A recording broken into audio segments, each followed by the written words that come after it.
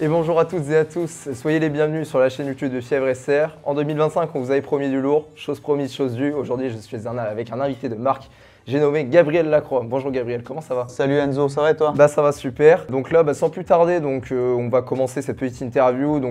Trois thèmes principaux aujourd'hui. On va revenir un petit peu sur l'histoire de Gabriel, sur les origines un petit peu de sa carrière rugbystique, son passage au Stade Rochelet bien évidemment, c'est ce qui nous intéresse le plus. Et puis on va parler un petit peu de ta reconversion professionnelle aussi, parce que tu as plusieurs projets, donc tu nous parleras un petit peu de ça. Déjà Gabriel, comment ça va toi dans ta vie à l'heure actuelle? Est-ce que tu es épanoui maintenant? Tout va bien? Alors ça va, merci. Épanoui, je sais pas, mais j'essaye de l'être. En tout cas, je travaille pour.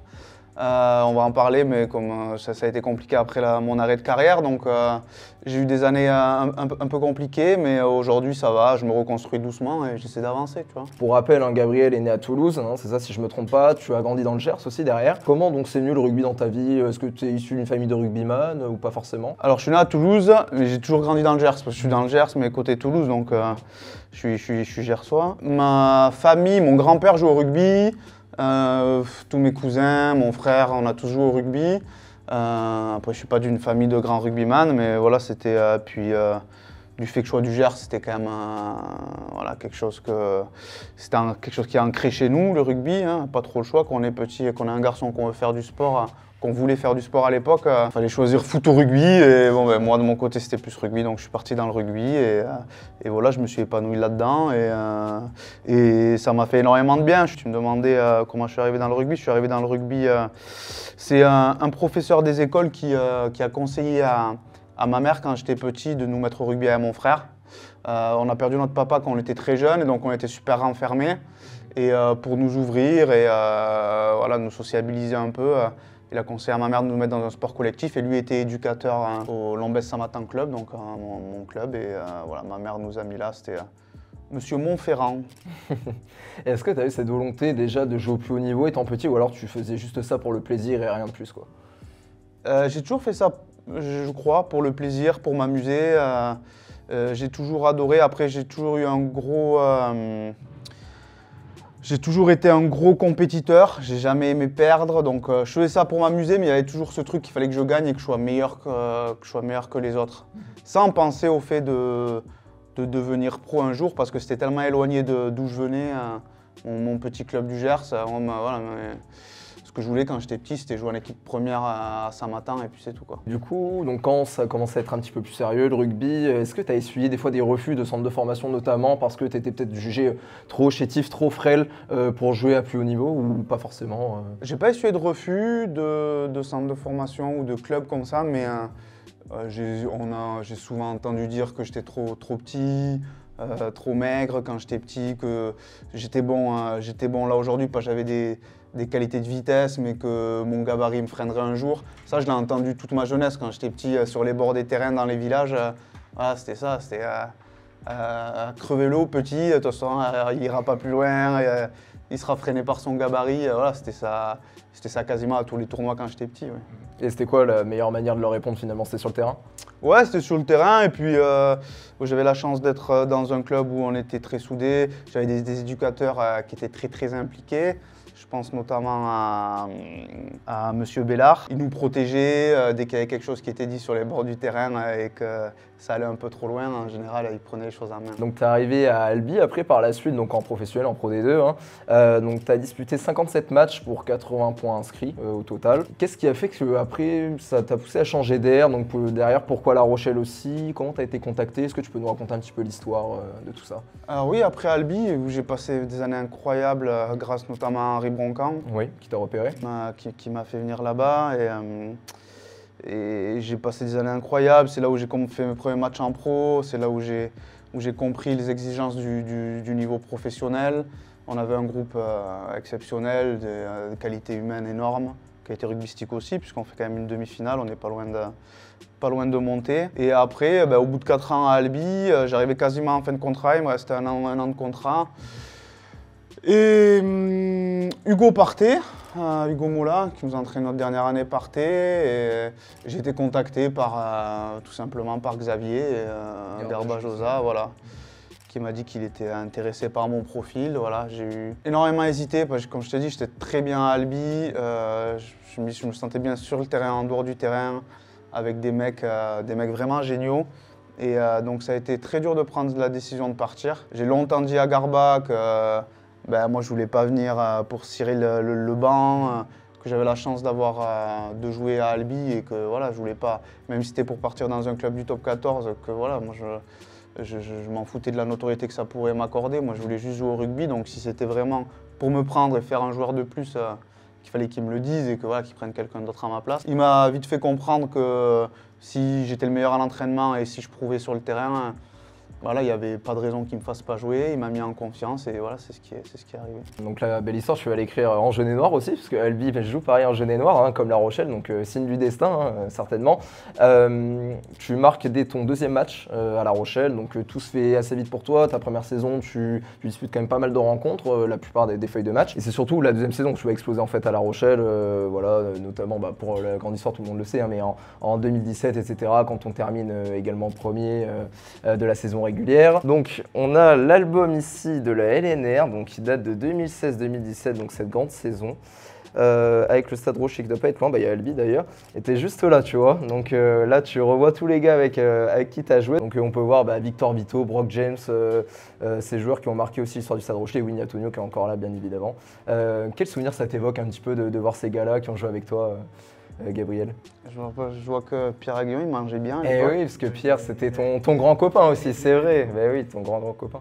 Mais ouais, ça fait plaisir de revoir tous ces mecs. Waouh, putain. Ouais, de Cogenuari, Kevin Gourdon. Ouais, Ricky, Johnny. Et oui, Johnny, Kogu. C'est des mecs. Là aussi, tu vois, je te parlais de qualité humaine, tu vois, que j'avais à Albi. Ce qui m'a énormément rassuré quand je suis arrivé ici, c'est ça aussi. J'ai retrouvé un peu l'état d'esprit que j'avais à Albi. C'était quand même différent, mais j'ai retrouvé des mecs qui étaient restés simples, tu vois. J'ai eu la chance de tomber dans ce club qui montait et qui commençait juste à éclore en top 14 et qui avait gardé certaines valeurs de petits clubs. Familial. Familial, ouais, exactement. Et ça m'a vachement aidé à m'intégrer et à me sentir bien dans le groupe et donc performer sur le terrain, tu vois. Des mecs comme Pierre Aguillon, des mecs comme Jules Lebaille, Zeno Kift, Jojo Seneca, tu vois. C'est des mecs qui avaient la même mentalité que moi et ça m'a fait du bien, ça m'a rassuré quand je suis arrivé ici. Et tu as encore des contacts avec des joueurs d'ailleurs du stade? Est-ce que tu parles encore avec tes coéquipiers de l'époque, des joueurs même actuels ou pas forcément? Oui, avec quelques-uns, ouais, j'ai toujours quelques contacts de temps en temps. Bon, bien sûr, avec Pierre Aguillon tout le temps, on est restés très copains, hein, on essaie de se voir assez souvent. Mais après, oui, de temps en temps, j'ai des nouvelles un peu de quelques-uns et ça, ouais, ça fait toujours plaisir. Et puis là, je vais te montrer sans plus tarder le deuxième cadeau aussi qu'on a. Tu vois, le deuxième petit objet, alors collector, celui-là, vous allez voir.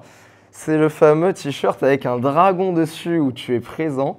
Tu vois, regarde, c'était la communication du Stade Rocher à l'époque qui avait fait ça. Et qui est assez dingue. Alors, il a pris, hein, il a vieilli celui-là, mais il est assez énorme. En tout cas, on voulait te le montrer parce que pas tout le monde l'a. Franchement, c'est un objet un petit peu collector. Où il y avait donc à l'époque des animaux qui étaient mis un petit peu pour la communication, etc. Qui étaient assez original d'ailleurs pour l'époque. Donc ça va te rappeler des bons souvenirs. Ça aussi. Je sais même pas si tu t'en rappelais carrément de ce genre d'objet. Je m'en rappelais, mais je pense que je l'avais pas revu depuis que j'avais fait cette campagne de pub là. Mais ouais, c'est vrai qu'à l'époque, ils avaient de l'imagination. On s'amusait pas mal à faire ça. C'est vrai qu'on avait fait ça. Il y avait une campagne aussi où on était en gladiateur qui était pas mal. Ouais, on vous la mettra à l'écran aussi. Et ouais, c'était bien. Ça. On rigolait bien quand on faisait ces trucs-là. Ah oui, non, c'est sûr, ça rappelle des bons souvenirs. C'est pour la saison 2017-2018. Donc voilà, après on va parler donc forcément du moment où tu as explosé. Donc je le disais, la deuxième saison à La Rochelle, surtout où tu exploses, donc notamment le quadruplé contre Bayonne, mais pas que. Donc ça te fait monter, enfin tu grimpes en fait, tu fais que ça, tu ne cesses de progresser. Comment tu expliques un petit peu cette progression ascendante, mais progressive aussi, au fur et à mesure? Comment tu l'expliques? C'était dû à quoi? C'est parce que tu t'es épanoui, tu te retrouvais bien dans le jeu rochelais aussi? Ouais, j'étais épanoui, j'étais bien, je me sentais bien. On avait la chance d'avoir des entraîneurs qui nous faisaient totalement confiance dans ce qu'on faisait sur le terrain. L'ambiance sur et en dehors du terrain était géniale, hein, entre nous. On était libres, tu vois.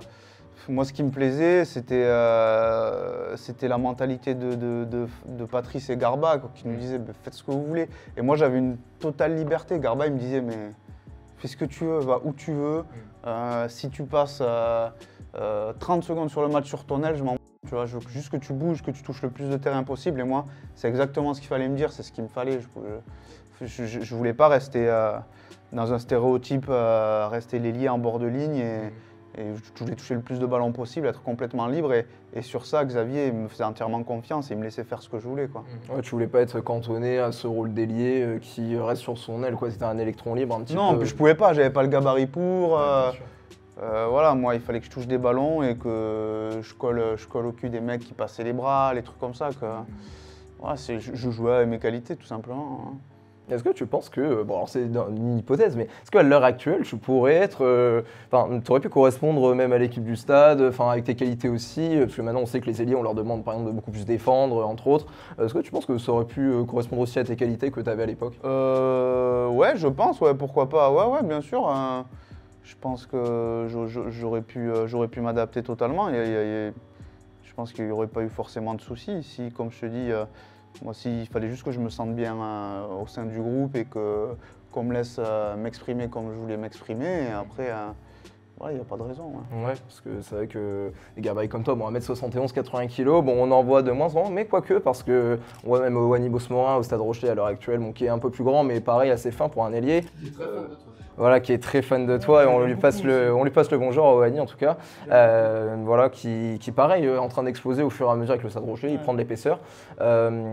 Donc oui, au moins c'est bien, je pense qu'ils se sont inspirés de toi ces gars-là et ouais, t'es son grand modèle en plus, il le disait en interview, donc voilà, en tout cas Wany, si tu passes par là, on passe le bonjour. Et donc il y a ce fameux 16 janvier 2018, donc face à l'Ulster, match de Champions Cup, donc sur une mauvaise réception, bon il y a ce fameux moment où tu te blesses. Moi je voulais savoir en fait, qu'est-ce que tu t'es dit en premier au moment où ça arrive, quelle est ta réaction? Bon, au-delà de la souffrance, on l'imagine, tu sens que c'est grave directement Ouais, je sens que c'est grave.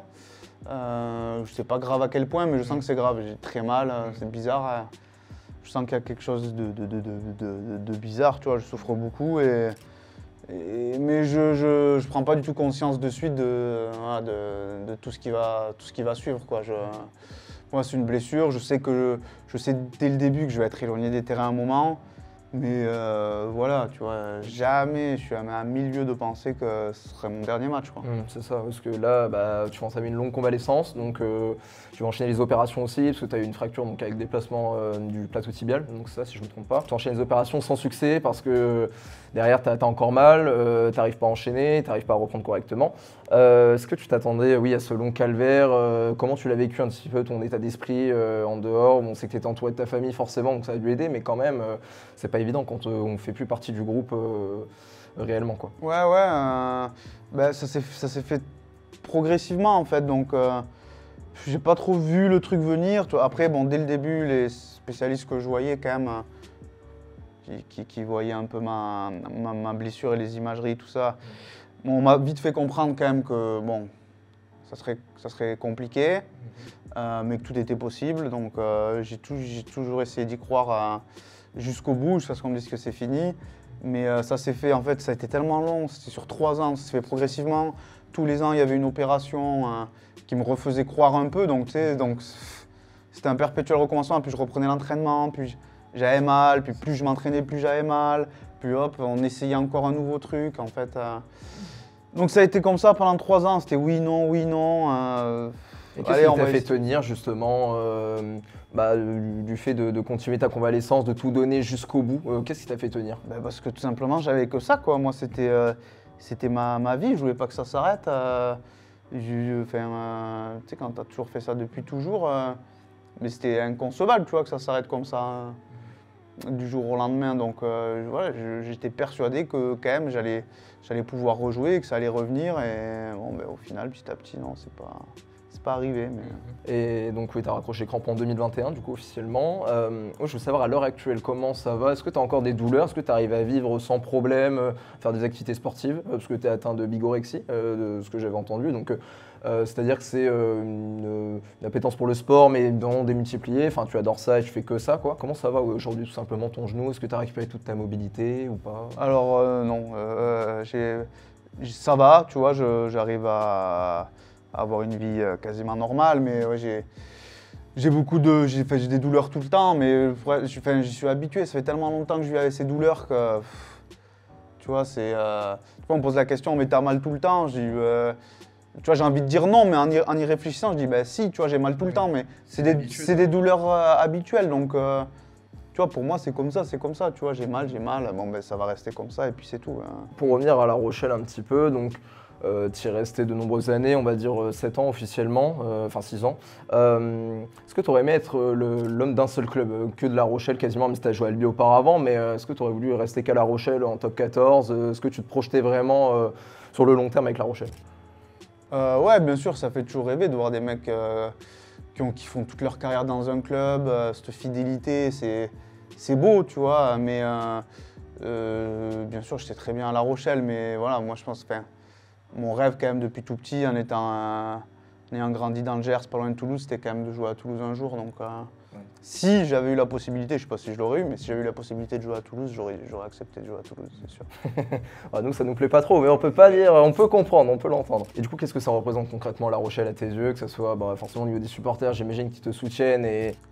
Ça représente beaucoup de choses, comme tu dis, j'ai passé pas mal d'années ici, mon fils est né ici, j'ai plein d'amis ici, j'ai plein de souvenirs, ça représente plein de choses. J'ai grandi aussi ici, je suis arrivé, j'étais tout jeune, je suis parti, j'étais papa, donc c'est une étape extrêmement importante de ma vie. Voilà, j'oublierai jamais tout ce que j'ai vécu ici. Ça m'a fait grandir en tant que joueur, mais en tant que personne aussi. Et voilà, je serai toujours attaché, je reviendrai toujours ici si je dois partir. Et là, actuellement, tu es ici, donc tu as réemménagé ici, parce que tu as un petit peu bougé donc, à la fin de ta carrière, donc tu es parti à La Réunion, si je ne me trompe pas. Après, tu es revenu donc, dans le Gers, vers Toulouse, etc. Et donc là, tu es de retour à La Rochelle. Bon, tu nous parleras de tes projets par la suite, mais comme quoi, on revient toujours finalement un petit peu aux sources aussi, donc rugbystique notamment. Moi, je veux savoir, donc, est-ce que tu suis toujours le club à l'heure actuelle? Est-ce que tu regardes un petit peu les matchs, le rugby de manière générale, ou pas forcément, tu t'es complètement décroché de ça? Alors, le rugby, j'ai jamais trop regardé, même quand je jouais. Je regardais pas trop à la télé. Je me forçais un peu à regarder les vidéos pendant la semaine, la vidéo des matchs. Mais, c'est pas ce que tu préférais? Non, c'est pas ce que je préférais. Mais je suis le club. Je suis venu souvent au match là, cette saison. Je suis venu les voir. Je suis les résultats. Voilà, je regarde. Bien sûr que je m'intéresse. Je suis attaché à ce club. Donc voilà, j'ai toujours un œil dessus, c'est sûr. Dès que tu as terminé ta carrière professionnelle, on t'a proposé un poste ici, d'intégrer le staff, ce que tu as refusé, tu n'as pas voulu. Pourquoi ce choix? Pourquoi tu n'as pas voulu rester au contact du club dans un premier temps? Alors j'ai accepté, j'ai fait un an où j'ai passé mes diplômes de coach sportif, j'étais assistant préparateur physique, voilà, je m'occupais de la réathlée avec Thibaut Hugueny ici. Donc ça se passait très bien, donc j'ai fait une année comme ça. Mais mentalement, c'était compliqué pour moi de rester là. C'était compliqué de basculer sur ma vie d'après en restant au sein du club. J'arrivais pas, j'avais besoin de couper. C'est pour ça que je suis parti vivre quelques mois à La Réunion. Mais le club m'a donné l'opportunité de me reconvertir et voilà. Et je l'ai fait quelques mois, mais bon, j'ai eu ce besoin de couper totalement. Vis-à-vis de ça, dans une interview, tu disais que ça te faisait bizarre d'entraîner des personnes avec qui tu avais joué en fait. Ouais, ça fait bizarre d'être de l'autre côté, tu vois. C'est des mecs avec qui tu as joué, c'est des mecs avec qui tu as l'habitude de souffrir et pas que tu as l'habitude de faire souffrir, tu vois. C'était compliqué, je me sentais pas à ma place, quoi, tout simplement. Et bon, question un petit peu bête, j'ai envie de dire, mais est-ce que le rugby te manque? Oui et non. Alors, ce qui me manque pas, c'est toute la pression, les entraînements, la semaine, tu vois, tout ce truc-là, le retour des matchs le lundi, t'as bien fait, t'as pas bien fait, tu vois. Ça me manque pas. Ce qui me manque, c'est l'adrénaline, tu vois, ce boule au ventre que t'as avant de rentrer sur les terrains, cette sensation que t'as quand tu marques un essai et que le stade crie, tu vois. Ça, c'est fou, tu vois. C'est des émotions que tu te rends pas forcément compte quand tu y es dedans, mais et quand tu en es sorti, tu dis putain, mais jamais je pourrais retrouver ces émotions-là, tu vois, c'est pas possible. Et ça me manque, ouais. Après, tout le quotidien du joueur de rugby qui est quand même compliqué, non, ça me manque pas. Et tu as fait rugir De Flandre plus d'une fois. Quel est ton meilleur souvenir à De Flandre? Est-ce que tu en as un Non, franchement. Tellement non, mais non, j'ai pas forcément un moment, mais j'ai tous ces moments de ce stade plein où ça crie, il fait beau. Après l'échauffement, tu vois, qu'on fait le tour avec ICO, tu vois, qu'on rentre dans les vestiaires. Ça, c'est des moments, c'est ces moments-là que je retiens. Tu vois. La Rochelle, moi, je me rappelle à l'époque quand je jouais à Albi, on venait jouer à La Rochelle. Je me rappelle la première fois que je suis venu jouer ici avec Albi, on m'avait dit toute la semaine, tous les anciens, ils me disaient mais ouais, tu vas voir, c'est ouf La Rochelle, tu vas voir l'ambiance, mais c'est dingue, j'ai jamais vu ça et tout. Ouais, ça y a joué, ouais, parce que j'avais ce truc de ouais, La Rochelle, c'est ouf, les supporters et tout. C'est vrai que ça, c'était bien ancré dans ma tête parce qu'on me l'avait pas mal répété à Albi, ouais. Et oui, ça y a joué, je pense, ouais. Ouais, bien sûr. Il y a une sorte d'émulation en fait. Ouais. Puis c'était ce truc un peu village, tu vois. Donc forcément. Bah, c'est vrai qu'on n'est pas une grande ville, mais on n'est pas une petite ville. Non, Donc, tu vois, c'est et et puis, puis Toulouse ou La Rochelle, du coup, aujourd'hui, ça, je me pose vraiment la question. peux le dire, qui en tu fait. supportes. Je vais te dire Toulouse parce que c'est ceux qui me font le plus vibrer tout le long de la saison, tu vois, sur leur jeu. Ouais, normal. Mais c'est dur, choix cornélien. Du coup, quel regard, toi, vu que tu suis un petit peu l'équipe actuellement, quel regard tu portes sur l'équipe à l'heure actuelle? On sait que c'est un petit peu compliqué cette saison, enfin en ce moment. Qu'est-ce que tu en penses un petit peu globalement pour prendre un petit peu de recul? Alors c'est vrai que les résultats sont pas forcément au rendez-vous. Après bon, je suis pas en interne, je sais pas vraiment ce qui se passe, donc c'est difficile de parler. J'entends beaucoup de gens parler et ça me déplaît parce qu'ils peuvent pas savoir ce qui se passe dedans. Moi, ce qui m'embête, c'est que voilà, je vois les matchs et je vois les joueurs qui prennent pas de plaisir. On sent que c'est poussif. Voilà, faut pas oublier que c'est un jeu le rugby et que s'il n'y a pas de plaisir sur le terrain, déjà il n'y a pas de plaisir dans les tribunes et il ne peut pas y avoir de victoire, quoi. Ça reste un jeu à la base, quoi, même si maintenant c'est leur métier à tous bien sûr, mais faut pas oublier qu'ils sont là pour prendre du plaisir sur le terrain et sans plaisir il n'y a pas de victoire, quoi. C'est pas possible. Donc moi c'est ça qui m'embête le plus, c'est que on voit les joueurs qui s'ennuient, quoi. Toi, je sais pas, le message ne passe plus aussi auprès des joueurs. Je sais pas. Bah, je sais pas, peut-être. Il y a forcément un problème quelque part, parce qu'on le voit sur les résultats, on le voit sur l'attitude des joueurs sur le terrain. Il y a un malaise, il y a un problème quelque part. Après, je sais pas d'où il vient, ni ce qu'il est exactement, mais je suis pas en interne, mais forcément, il y a quelque chose à changer et il faut arriver à trouver, à mettre le doigt dessus et que tout le monde change de direction et que tout le monde suive cette direction-là après. Mais je pense que le club va réussir à la trouver et les joueurs vont retrouver du plaisir et ça, ils vont s'épanouir sur le terrain, il n'y a pas de raison. Il ne faut pas oublier, Toulouse a eu des années très difficiles. Quand Hugo est arrivé au début, ça a été très difficile. Mais voilà, ils ont continué à travailler, à rester sur ce qu'ils savaient faire, à produire du jeu. Voilà, tu vois, ils se sont resserrés et après, voilà, l'entité, le club est plus fort que tout le reste. Donc, je pense et j'espère que ça fera la même chose ici. Il n'y a pas de raison. Mais forcément, il y a des creux. Ça ne peut pas être linéaire tout le temps. Tu ne peux pas être au top tout le temps en haut, que ce soit un club ou un joueur. Tu vois, par exemple, là, si on prend sur l'individualité sur les joueurs, pareil, une carrière d'un joueur, c'est des hauts, des bas, c'est comme ça. Cette semaine dernière, on a appris la retraite forcée de Raymond Roule, donc tu as certainement dû suivre. Est-ce que tu t'es reconnu un petit peu dans son histoire ou pas forcément Qu'est-ce que ça t'a fait un petit peu quand tu as vu cette retraite anticipée, quoi, un peu à ton image Ouais, déjà je suis désolé pour lui. C'est triste de voir ça. C'est vrai que ça, bon, on voit pas ça souvent, mais voilà, j'espère qu'il va être bien accompagné par le club et qu'il va réussir à rebondir et à trouver quelque chose qui lui plaît rapidement. Je lui souhaite le meilleur, bien sûr. Après, malheureusement, comme je dis, ça arrive pas souvent, mais ça arrive. Je suis bien placé pour en parler. Il faut juste bien l'accompagner et pas le laisser tomber. Voilà. Mais je me fais pas de doute, le club sera là pour lui. D'ailleurs, toi, tu disais que tu avais délaissé un petit peu les études durant ton enfance, adolescence, enfin surtout adolescence, où toi, c'était plus le ballon ovale forcément qui te faisait vibrer. Du coup, est-ce que tu le regrettes à l'heure actuelle de ne pas avoir plus préparé ton après-carrière, j'ai envie de dire, même si tu étais très jeune et en vrai tu pouvais pas anticiper ça, enfin c'était compliqué. Est-ce que tu nous donnerais aussi peut-être un conseil à des jeunes rugbyman qui sont au club ou pas forcément, mais qui jouent au rugby, voilà, pour être dans les études aussi, en même temps que le rugby, parce qu'on sait que c'est important quand même malgré tout. Ouais, bien sûr, beaucoup de regrets par rapport à ça. Parce qu'il faut savoir quand même qu'on a pas mal d'avantages quand on est jeune joueur, qu'on fait partie de structures de clubs comme ça, de centres de formation, de filières de haut niveau. On a pas mal d'aides sur la scolarité, sur plein de choses. Et je regrette de ne pas m'en être servi parce que ça m'aurait bien aidé aujourd'hui. Mais voilà, je ne pouvais pas l'anticiper, mais je peux m'en prendre qu'à moi. Hein.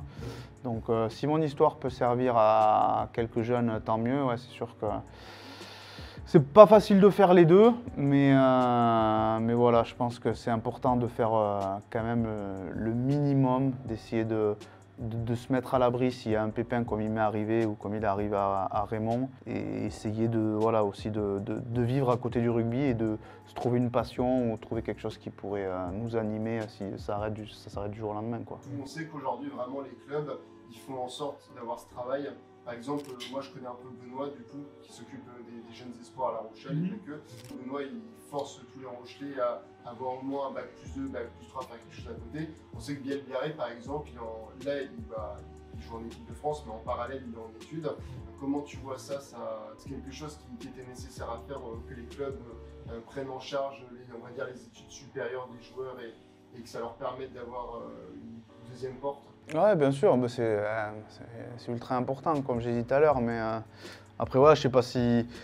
J'espère que c'est plus suivi que ce que c'était à l'époque, parce qu'à l'époque aussi, hein, c'était soi-disant obligatoire de faire des études. Mais bon, je te dis, moi, on m'a toujours laissé faire ce que je voulais, parce que j'étais bon sur le terrain, tu vois. J'étais bon sur le terrain, donc bon, ben, c'est bon, Gabi, il veut pas aller en cours, il va pas en cours, c'est pas grave. Tu vois, le week-end, il est bon, donc on me disait trop rien, tu vois. J'espère qu'aujourd'hui, c'est plus comme ça, et je peux pas le dire parce que je suis plus dedans, mais voilà, mais à l'époque aussi, c'était censé être obligatoire. Et qu'est-ce que tu penses aussi de la jeunesse rochelaise? Je pense notamment à Bosmoran, on en parlait. Il y a des joueurs comme ça, Jurde, qui commencent un petit peu à éclore avec les espoirs, donc avec l'équipe de France également, Denis Vaucou, Oscar Gégou, etc. Voilà, il y a plein de jeunes joueurs à La Rochelle qui explosent un petit peu, enfin en tout cas qui arrivent en équipe première. Qu'est-ce que tu en penses un petit peu est-ce que tu as un regard là-dessus? Mais non, mais c'est très bien. Plus il y a de jeunes joueurs qui montent, mieux c'est. Et en plus des jeunes formés au club, c'est très bien. Je pense que sur ça, il y a encore un gros travail à faire. Voilà, tout le monde essaie un peu je vais revenir à Toulouse, mais de copier un peu Toulouse, c'est quand même... C'est quand même eux qui ont montré la voie sur ça. Hein.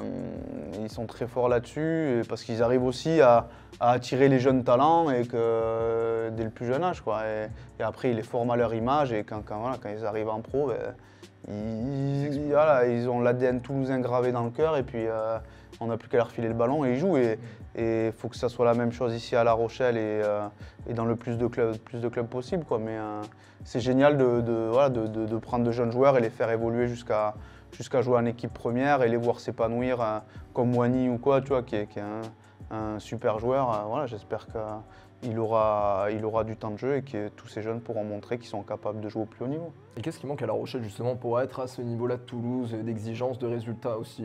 Pour toi, qu'est-ce qui manque vraiment ici? S'il manque quelque chose. Et je sais pas, comme je te dis, je suis plus dedans, mais c'est dur de comparer des clubs avec Toulouse parce que Toulouse c'est tellement un ADN fort, c'est tellement une histoire forte. C'est dur de rivaliser avec eux, tu vois, mais après il y a plein de choses à faire. Il faut réussir à attirer les jeunes joueurs. Ça commence par faire jouer ceux qui sont là déjà en première. Et voilà, montrer aux jeunes que s'ils viennent et que s'ils s'en donnent la possibilité, qu'ils travaillent fort et qu'ils sont sérieux, eux comme les autres, voilà, ils pourront prendre exemple dessus et un jour jouer en première et jouer au plus haut niveau. Et voilà, je pense que c'est ça qui fera grandir le club. Je pose la question, est-ce qu'on pourrait te revoir dans le milieu du rugby prochainement ou pas, à un plus ou moins long terme? Je sais pas, en vrai, admettons, on te propose quelque chose au Stade Rochelais, est-ce que tu serais prêt à y revenir ou pas forcément? Je sais pas comment tu t'appréhendes de ça, Oui, bien sûr, ouais, moi je suis fermé à rien. C'est vrai que ce monde-là me manque quand même, tu vois, j'ai tellement baigné dedans depuis toujours. Là, j'en suis sorti depuis un moment maintenant, j'ai pris du recul et Et oui, c'est vrai que c'est un milieu dans lequel voilà, je ne serais pas mécontent de revenir. Et concernant ta reconversion, du coup, est-ce que tu peux nous parler un petit peu de tes expériences post-carrière que tu as eues et puis actuellement, c'est tes nouveaux projets aussi, si tu peux nous en dire un petit peu plus Alors, chaotique, bon, après carrière professionnelle. Donc, comme je t'ai dit, au départ, je me suis reconverti au club en tant que préparateur physique, où j'ai fait 1 an. J'ai fait un petit passage dans l'armée de l'air. Ensuite, j'ai travaillé dans des restaurants chez un ami à Toulouse. J'ai travaillé en tant que manager chez Airbus à Toulouse. Ça m'a pas plu non plus. Je suis parti, j'ai travaillé dans un centre automobile chez mon cousin à Toulouse. Là, je sors d'un travail dans les assurances. Donc, ouais, tu vois, c'est un peu chaotique. Ça a été très compliqué. C'est trop compliqué de trouver quelque chose pour remplacer ce que j'ai toujours connu. Mais voilà, j'y travaille toujours. Aujourd'hui, voilà, j'accompagne les gens dans la remise en forme et leur perte de poids, voilà, à distance. Je fais ça me plaît beaucoup, c'est ce que j'aime, voilà, la nutrition, le sport. Donc voilà, si je peux continuer à aider les gens et à m'impliquer là-dedans, c'est très bien. Je pense que j'ai enfin trouvé ma voie. Ça fonctionne bien, ça va, t'es heureux de ton nouveau projet Ouais, je suis heureux, ouais. Faut que je continue à le développer doucement, tu vois, faire les choses bien. Mais oui, je pense que c'est quelque chose qui m'anime, le sport et la nutrition. Donc je vais essayer de me lancer là-dedans et de m'y tenir. Super. De toute façon, on mettra tes réseaux dans la description. Voilà, n'hésitez pas à aller voir, Gabriel, pour des coachings ou autres. Voilà, n'hésitez pas. Pourquoi, du coup, tu penses que ces expériences que tu as eues ne t'ont pas plu en vrai? Est-ce que c'est parce que tu étais trop éloigné du rugby, du sport notamment, qui est vraiment ta passion? Enfin, c'est ce que tu aimes faire le plus, je pense. Comment t'expliques ça un petit peu, entre guillemets, ces échecs post-carrière, mais si on peut dire ça comme ça, quoi. Ouais, bien sûr. Mais je sais pas, c'est tellement. C'est une façon de faire, de vivre qui est tellement éloignée de tout ce que j'ai toujours connu. Aller au bureau le matin à 8h30, en sortir à 18h, pour un travail de temps effectif dans la journée de 2h, 1h30, tu vois, vraiment où tu bosses. Et être bloqué de 8h30 à 18h, tu vois, c'est quelque chose que j'ai du mal à comprendre, quoi. Alors que, tu vois, parce que tout ce que j'ai toujours connu, c'était, nous on arrivait le matin au stade et voilà, il y avait entraînement de terrain, il y avait muscu, il y avait vidéo. Tu étais là vraiment pour faire quelque chose de concret, tu faisais ton truc et puis tu rentrais chez toi, quoi. C'était vraiment concret, quoi. Quand tu étais là, tu faisais ton truc, tu bossais vraiment, quoi. Et là, Proactif tout le temps. ouais, voilà, et là, le fait d'entrer dans ce milieu professionnel lambda, tu vois, qu'on nous impose des horaires à 8h, 18h, alors que franchement, tu viendrais de 10 à 12, tu aurais fait le même taf et c'était terminé. Mais non, tu es obligé de rester bloqué là, attendre 18h, alors tout le monde est là à 17h, putain, il reste 1 heure, qu'est-ce qu'on va faire? On va faut tuer 1 heure là. Oui. Putain, j'ai du mal avec ça. C'est pas ce qui te plaît, c'est pas ce qui te fait vibrer, quoi. Non, pas du tout. Puis j'ai besoin d'être dehors, de bouger. Voilà, moi j'aime la nature, le sport. Donc voilà, le travail dans un bureau, c'est compliqué. Ouais, donc je pense avoir trouvé ta voie. Et puis est-ce que tu pourrais même en vrai rejouer au rugby? Je me posais la question dans un club amateur, en vrai, même vers chez toi, ton village ou quoi. Est-ce que ça serait envisageable pour toi ou pas forcément? Je sais pas, avec des amis d'enfance peut-être? J'ai longtemps, il faudrait vraiment que tous mes amis reviennent dans le même club et que vraiment ils me poncent. C'est un peu compliqué à mettre en place. Mais qu'ils me poncent vraiment pour que j'y aille. Mais non, je pense que mon genou déjà me le permettrait pas. Je pense pas. Et puis voilà, j'ai aussi goûté au fait d'avoir mes week-ends et ça, j'y tiens maintenant. Profiter à mon fils les week-ends, c'est important. Bah oui. Et puis on n'est peut-être pas à l'abri de te revoir sur les terrains de rugby en dehors, enfin parmi un staff. Bien sûr, bien sûr. Bon, c'est super. Et malheureusement, c'est déjà la fin de cette interview. Voilà, donc un grand merci au bar, donc les Vieux Crampons, donc à Jean-Baptiste, à Armel et Jean-Pierre Elissalde. Voilà, un grand merci à eux pour ce beau décor. Puis également, merci à vous les abonnés. N'hésitez pas donc à vous abonner à la chaîne YouTube juste en dessous. Tous nos réseaux seront en description. Voilà, n'hésitez pas. On a créé un Facebook il n'y a pas longtemps. Et je tiens à remercier également le club des Bagnards qui nous soutient tous les jours. Et le club aussi Agir, voilà, Agir avec le 15 qui nous soutient également sur Facebook et autres, donc voilà, un grand merci. Et un grand merci du coup à toute la rédaction de Fièvre SR, donc Hugo, Paul, Thomas, Étienne, Simon et Mathieu qui est derrière la caméra. Voilà, un grand merci à eux. Donc, sinon, on n'aurait pas pu avoir cette interview notamment. Donc voilà, en tout cas, du contenu est à venir, du gros contenu encore. Donc voilà, restez à l'affût. N'hésitez pas à vous abonner, on a besoin de votre force voilà, pour le référencement, etc. C'est toujours très important. Et sur notre Instagram également, car on est bientôt aux 900 abonnés. Voilà, on arrive progressivement aux 1000 abonnés. Donc voilà, n'hésitez pas. Et puis merci beaucoup, Gabriel, en tout cas, pour le temps que tu nous as accordé. Ça fait super plaisir, franchement. Eh ben, merci à vous, avec plaisir. On a passé un super moment. Ouais, c'est super. Après de longues semaines de négociations, c'est jamais évident à mettre en place, mais c'est top, franchement. Ça en valait la peine. Donc c'est super, merci en tout cas d'avoir répondu. Puis pour terminer, je vais te laisser face caméra adresser un message aux supporters voilà, qui te soutiennent, que tout le monde t'aime ici à La Rochelle, même les gens qui ne connaissent pas forcément le rugby. Voilà, si tu veux leur adresser un dernier message, n'hésite pas. Voilà, tu peux. Non, juste remercier tous les Rochelais, pour tous leurs messages de soutien, tout le soutien que j'ai reçu depuis que j'ai arrêté et que je reçois encore. Merci à vous tous, vraiment, ça me touche énormément. Merci au club aussi, je remercie le club quand même pour tout ce que j'ai pu vivre ici. Et puis voilà, continuez à soutenir votre équipe, même si les résultats sont difficiles, voilà, ils ont besoin de vous et continuez à être derrière eux, quittez pas le stade avant que le match soit terminé. Essayez d'applaudir plutôt que siffler. Voilà.